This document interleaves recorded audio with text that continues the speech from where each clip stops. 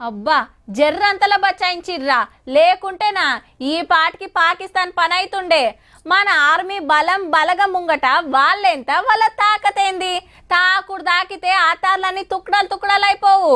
అప్పట్ల గిట్లనే మనతోటి కీసులాట పెట్టుకుంటే సర్జికల్ స్ట్రైక్ చేసి ఏసి పడేసినాం.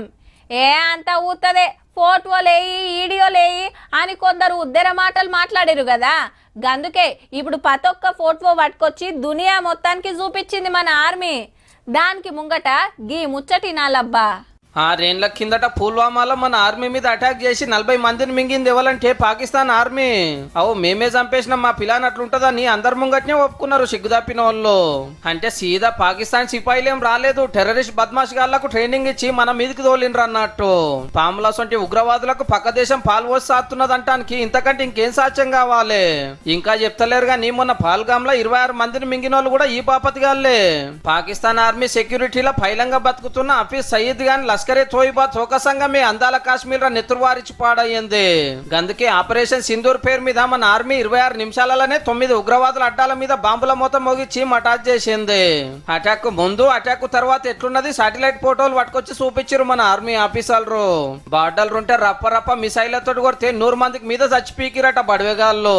This is how it looked before and this is how the building looked after the impact of the weapon. మనోళ్ళు టెర్రరిస్టుల training సెంటర్లను క్యాంపులను వేసి పడేస్తే అయ్యో మా దోస్తులను చంపేసిర్రు మా వాళ్ళని లేపేసిరని లబ్బ మొత్తుకుంటా పాకిస్తాన్ ఆర్మీ ఆఫీసర్లు వచ్చి సాగు చేసిరంటే ఎంత జాన్ చెప్పాలో చూడండిగా.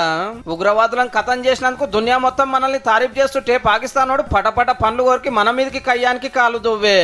రాత్రిపూట డ్రోన్లు మిసైల్ ఇడిచి పెడితే మన ఆర్మీ అటాక్ చేసి తుకడలు చేసి పడేసింది.